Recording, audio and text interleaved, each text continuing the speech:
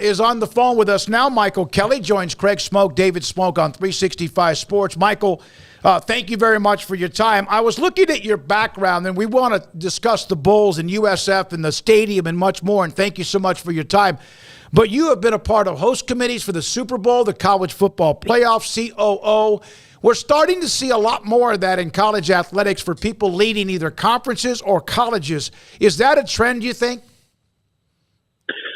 It seems to be a trend in different ways, or at least I think presidents obviously have an open mind to different paths to get to the chair. I mean, obviously, you see more and more that are very revenue-driven, and that's always been somewhat the case with a lot of people who have come up through development. But as you mentioned, a lot of commissioners now coming from the business world, a handful coming from the business world. And I feel between the Super Bowls and being 6 years at the ACC, 6 years being at CFP, it gave me a good chance to really get a good understanding of not only all the schools in the case when I was at the ACC of what they were doing and how they were improving themselves, but then obviously CFP just being a great chance to get to know, observe, and understand what all 10 conferences are. Because I basically went from working for one conference commissioner to working for 10 of them, and just gave it was a great experience, a great way to kind of get an enterprise off to a great start from the ground, and then obviously be able to learn and be able to observe everyone at the FBS level. So I think it just means that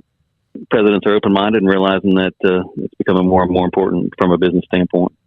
From a business standpoint, an athletic standpoint, every standpoint, how would you describe the current college athletics landscape, and in particular from the USF point of view?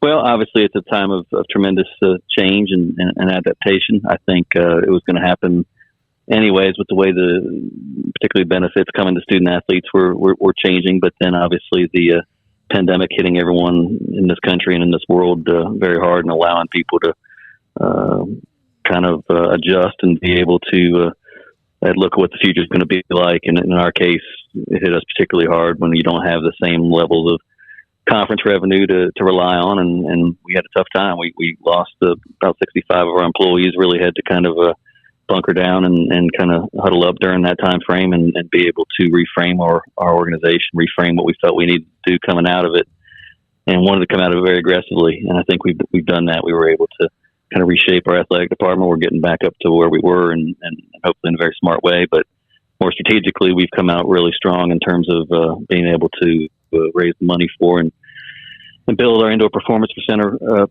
recently, which we did back in December, and now just getting approval last week from board of trustees to move forward on a $340 million enterprise for both a brand new on-campus stadium and a football operations building. And in between that, the years and years of our academic side of our house really preparing well got us a chance to not only hit the preeminent metrics of being one of the top 3 schools in the state of Florida a couple of years ago, but now being able to be accepted in the AAU was a huge shot in the arm for our university. So when you kind of combine the athletic investment we're making, the general overall success we've had in the athletic department, albeit knowing we have to get much better in football, and that's important, and that's why we've brought in Coach Golish and made these kind of investments we're making right now. We're very confident in that future. But when you combine it overall, athletic department's been very successful. If you take the Learfield points over the past 5 years, we have been the third best in the league, and while we're not satisfied with that, we're pleased. And now we got to get better in football, and we got to invest in our program. And when you combine that with an AAU school and a top 11 television market in Tampa Bay and a wonderful place to live, we feel we got a lot to showcase, and we're excited about the future for USF and for USF Athletics. We've had Matt Baker of the Times, the Tampa Bay Times, on with us a handful of times, really dating back to a couple of years ago, Michael, when right after the Big 12 found out that Texas and Oklahoma were going to leave, and of course there was this dash of, okay, how do you replace him, and can you replace him, and all that. And some 4 schools actually are in the conference here in about 10 days or so. Your thoughts about the stadium, is that to get into the next round of realignment, or is winning games and being ranked and all that more important? Well, it goes hand in hand. We're not building the stadium simply and only to get into another deal. It was part of the evolution and a plan for us long term, just the way timing was coming forth. As I said, our university invested significantly more resources into becoming preeminent in the state and becoming AAU caliber, and that was important for an institution of higher learning. But obviously we're doing that hand in hand with athletics. You can clearly do both. And unfortunately, when I don't think anyone really knows when it could happen. Obviously, we know those teams are moving into the Big 12 this next week or so. We certainly know that, but even they wouldn't have known that was happening at the time it did. So all you can do is really run your own race, be prepared to do the very best you can, do what you want to do for the things best for your institution long term, because we're building a stadium. It's going to be great for our campus life. It's going to be great for football, great for lacrosse. And whether that pays off 1 year from now, 3 years from now, or 10 years from now, it's going to pay off. It's going to make our institution better, give us better campus life, and ultimately do that. But when the domino happened to fall this last time in the Big 12, they went and found, let's face it, they found the 3 teams in our conference that had won the league, and 3 teams that had gone on near 6 bowls, and 3 teams that had basically either renovated their stadium to the tune of $100 million or built new stadiums in the last 15 years. And I don't believe that's coincidental. They invested. They've shown some success, particularly in the sport of football, and we're going to do the same thing. We'll see where the fortunes lie at the right time. You know, there's always the speculation, and of course it is speculation about college athletics, especially football, ended up with these these 2 super conferences. Does that concern you at all, or does that affect you at all as far as what you're trying to do? Because obviously you're being aggressive. Well, we're being aggressive for sure, and obviously I think those 2 right now are going to have revenue streams that, frankly, none of the other 8 can really touch right now. They can battle it out for who's 3rd, 4th, 5th, or 6th, and we're currently in the 6th spot, and we'll keep getting better with our conference and keep growing. But yeah, it concerns me that those 2 are so far ahead of everybody else to some extent, because it is important for competitive balance. But I also think that as long as we can stay true to this, the NCAA be able to provide these opportunities in basketball, both men's and women's side, to win national championships, and if the CFP can. I'm pleased with the expansion if they can stay true to allowing the access to conferences beyond those 2 that gives everyone a chance to not only share in that revenue on that side of the house, but also give a true chance to winning a national championship. Because at the end of the day, that's what I want for our guys. We want to give them, stay true to our educational mission. We want to win championships. And that doesn't mean just American. That means having a chance to fight for national titles and having better and fairer access to the CFP. Does that. So I'll become much more increasingly concerned if there's any retraction from what the commissioners have done in recent years to go towards this expansion, but that doesn't seem to be any indication of that right now, so I'm okay with that. But the rest of us, hey, we got to take care of ourselves, we got to win, and we got to raise as much revenue as we can. Those other 2 have earned that, and they're doing that, and that's just the way it is right now. Michael, obviously money rules the world, but academics is very important depending on, the institution to whatever degree. But I mean, college athletics in general, it's special because it's unique, and it's not just the same model as pro sports, but, talking about super conferences and where everything's headed and all that. If it were to turn into a situation like that, I mean, do you consider that still college athletics if there's a breakaway, or do you think there's a place for schools like USF and those that would quote unquote be left behind to maintain the current or ever evolving college model? I mean, is there a break coming in your mind, or do you think that the college model is still pretty intact from top to bottom?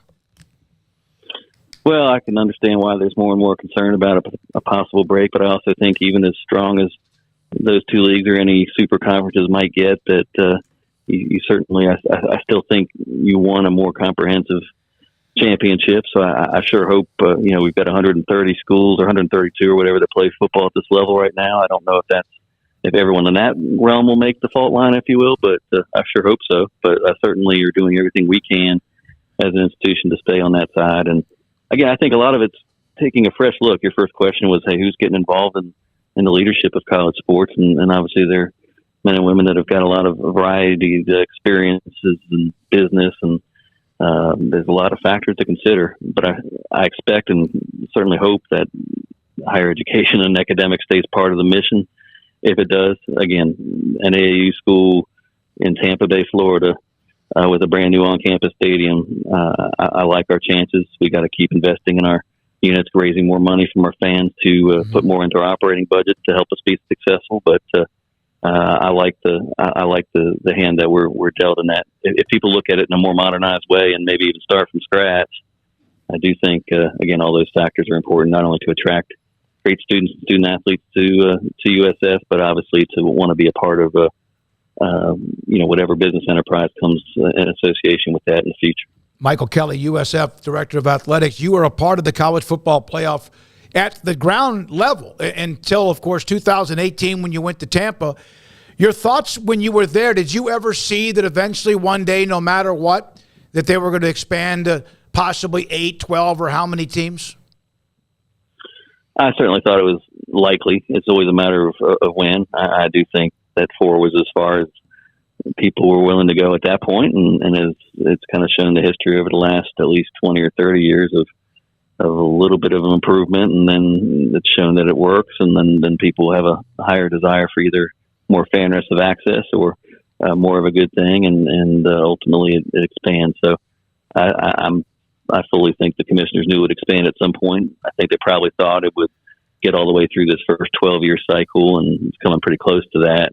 That's what they agreed to, and they would have done it, but they've done it even faster than that. So it's probably, frankly, I'm not surprised. It's probably a couple of years faster than I thought they would have, but I'm pleased by it, certainly from where I sit right now. And I wouldn't be surprised if it wouldn't expand again in the future. When it comes to USF and the way people view USF or talk about USF, I mean, I don't know to what extent you go scouring, everything that's said about whatever, but from what you have gathered, as far as the perception of USF, what is maybe the biggest misconception, or maybe what is something that doesn't get paid enough attention or enough credit when it comes to the school and its athletics program?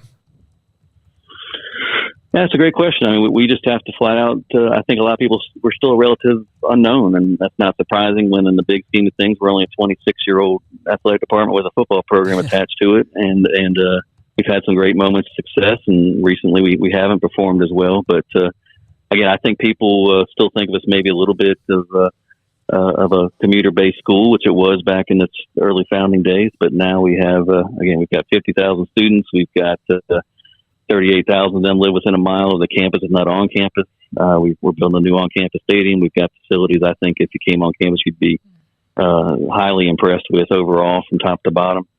And again, when you combine that with hot, relatively and figuratively market of Tampa Bay and a great school that's AAU caliber, I think we're just a rising tide around here that I think people are coming to recognize and will continue to do so. Because when you can combine, again, great academics and great athletics with the investment of knowing what we need to do to improve our football fortunes in recent years, Coach Golis is doing that. We're recruiting at a high level. Having some of those facilities were important to be able to help them do that.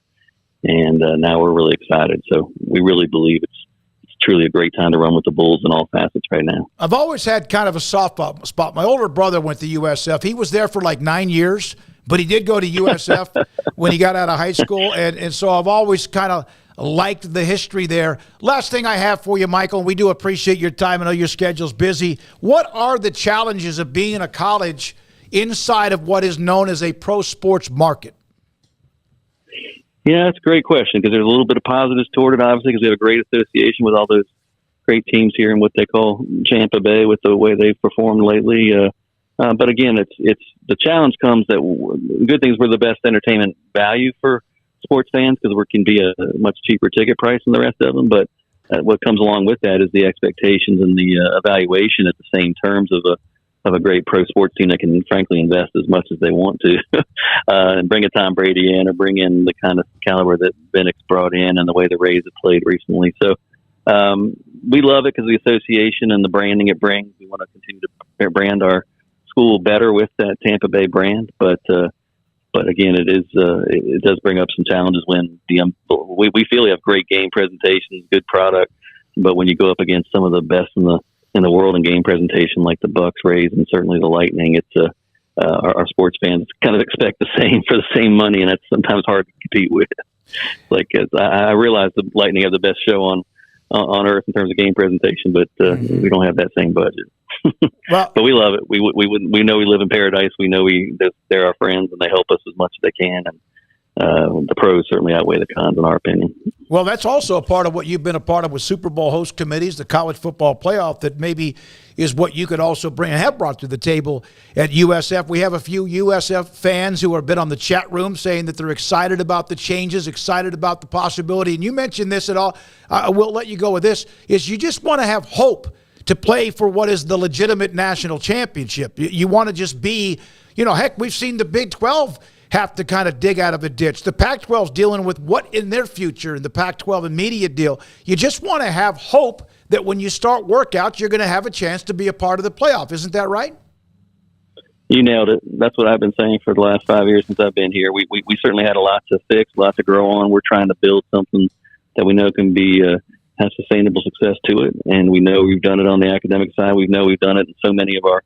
In my time here, we've won 14 conference championships. We're doing well. But we have not won football, and we need to do that. And with the kind of investment we're making in our facilities, with the way I think Coach Golish and his staff are recruiting, I think that has given our fans hope. And we're excited for the future. We've done it on the basketball side too. I think Amir Abdur-Rahim is a coach that relates extremely well to his players. We're recruiting at a high level, and we look forward to football and basketball kind of being a part of an exciting time here in Tampa Bay. Michael, thank you very much. We appreciate your time, Mr. Kelley, and good luck moving forward. Hey, thanks so much for thinking of us. Appreciate your time this afternoon. You too. And we'll try to get Golish on, the new coach at USF. That's Michael Kelley, Director of Athletics at USF. Very impressive. He was at Wake Forest back